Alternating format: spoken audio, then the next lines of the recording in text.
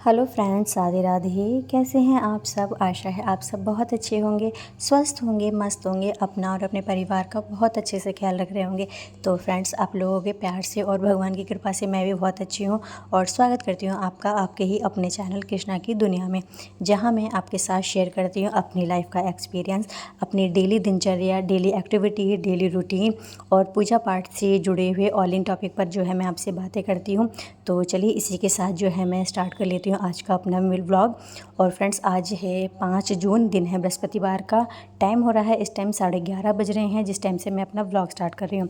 तो जो मेरा डेली का काम है वो मैं अपना कर चुकी हूँ और उसके बाद अपने आ गई हूँ मैं मंदिर में, क्योंकि आज की गंगा दशहरा है आज और मुझे आज जो है अपने मंदिर की भी सफाई करनी है, क्योंकि कल और परसों 2 दिन एकादशी है। तो एकादशी में जो है मैं बस अपने भगवान जी को जो अभिषेक वगैरह जैसे करती हूँ वो करूँगी, बस मंदिर की जो है सफाई वो मैं आज ही निपटा दूँगी। तो इसीलिए जो है मैं मंदिर में आ गई हूँ।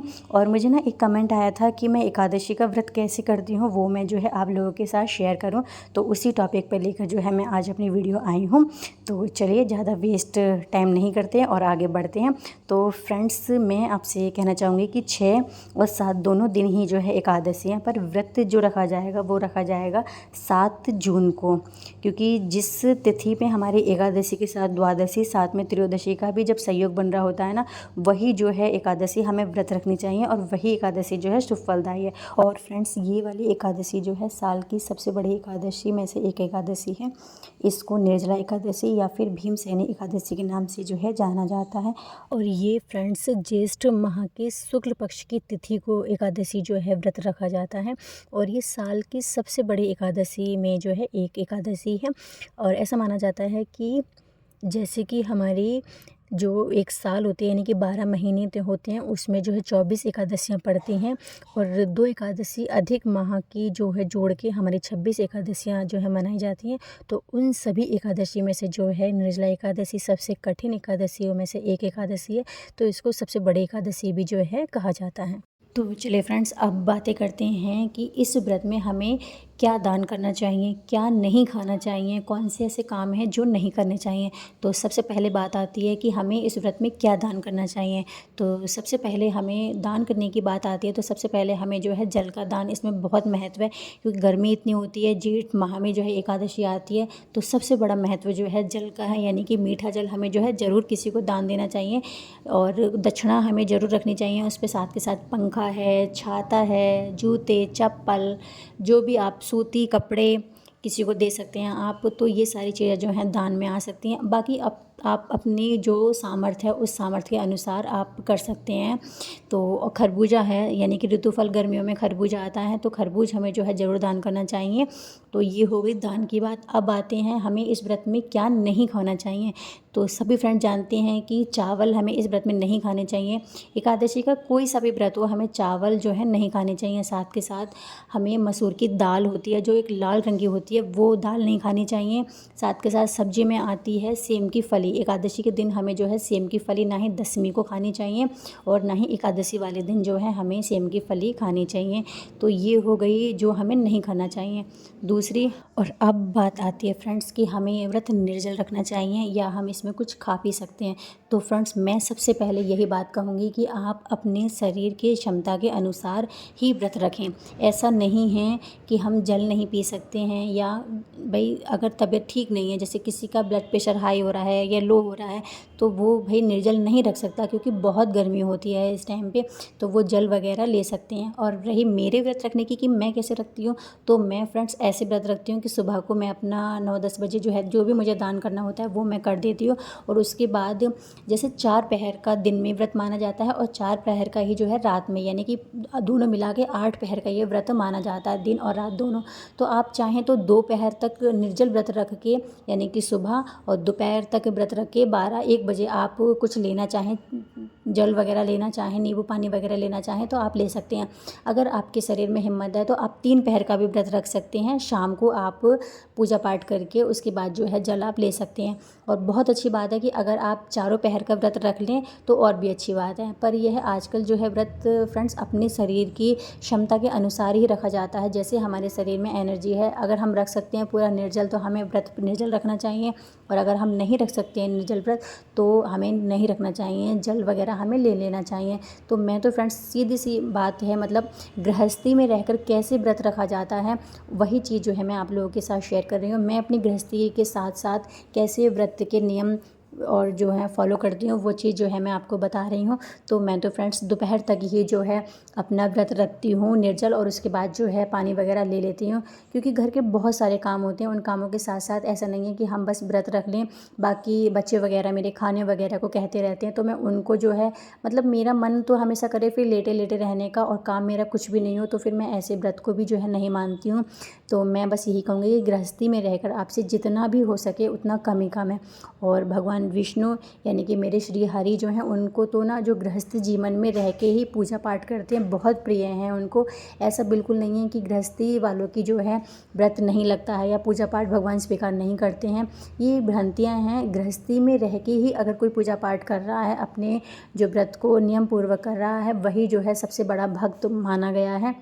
और मेरे घर में तो आपने देखा है कि लड्डू गोपाल हैं, तो मैं उनकी ही जो है सेवा करती हूँ, पूजा वगैरह उनकी ही करती हूँ। उनको स्नान वगैरह करा के स्वच्छ वस्त्र पहनाकर मैं उनको एकादशी वाले दिन गंगा जल से अभिषेक कर दो, दूध से, दही से, जैसे भी आपके पास जितना हो उससे जो है अभिषेक करके उनको स्वच्छ वस्त्र पहना के आप आराम से उन्हें बिठाल दें।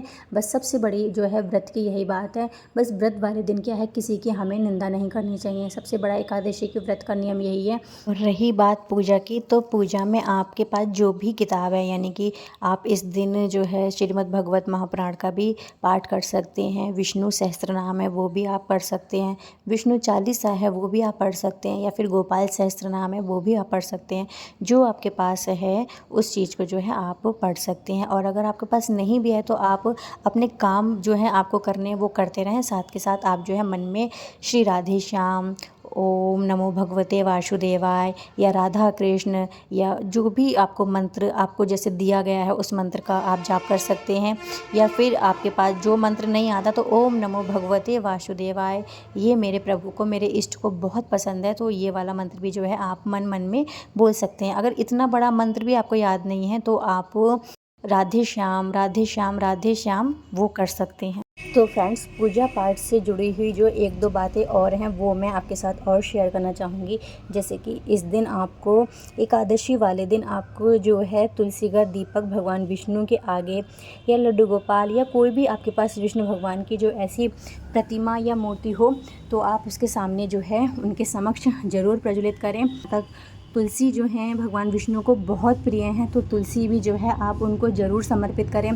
जिस चीज़ का भी आप भोग लगाएं उसमें जो है तुलसी दल अवश्य डालें, जिससे कि भगवान ना बहुत ज़्यादा प्रसन्न होते हैं। और आप अगर चाहें, अगर आप कर सकते हैं तो आप रात्रि में भी जो है जग कर जागरण कर सकते हैं, वरना गृहस्थी में जो है ऐसा कोई नियम नहीं बताया है कि आप रात को जाग के कीर्तन करें। मैं बस यही कहना चाहूँगी कि अगर आपके पास टाइम है, आपके छोटे बच्चे नहीं हैं, बच्चे बिल्कुल प्रॉपर आपके व्यवस्थित हैं, तो आप ऐसा ज़रूर करें।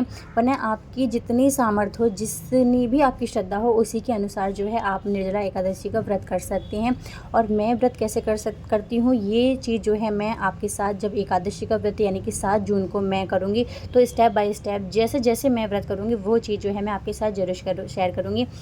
आज की जो मेरी ये वीडियो है वो बस आपके लिए ऐसे है कि किस तरीके से आप अपना एकादशी का व्रत रख सकते हैं, कैसे कैसे पूजा कर सकते हैं। पूजा की जो मेरी तरीका है वो मैं आपके साथ शेयर करती हूँ। मैं डेली ही अपने लड्डू बाबू को स्नान कराती हूँ, उन्हें स्वच्छ वस्त्र पहनाती हूँ, उनके भोग वगैरह जो भी घर में बनाती हूँ बिना प्याज लहसुन का वो उनको लगाती हूँ। सुबह शाम में उनको दूध का भोग लगाती हूँ। और आज जैसे मैंने अपने मंदिर की बिल्कुल व्यवस्थित तरीके से जो है सफाई कर दी है।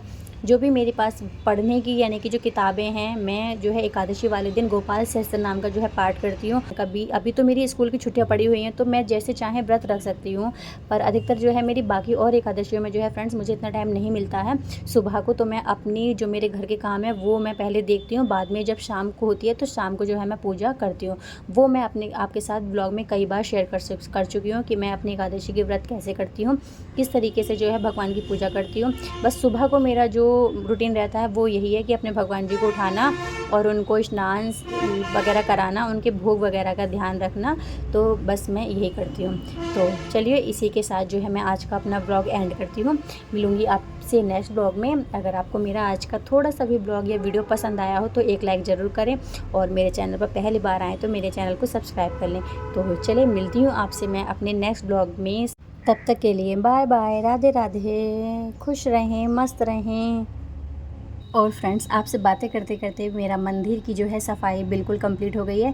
तो चलिए एक बार फिर से आप सभी के लिए बहुत सारा प्यार और राधे राधे।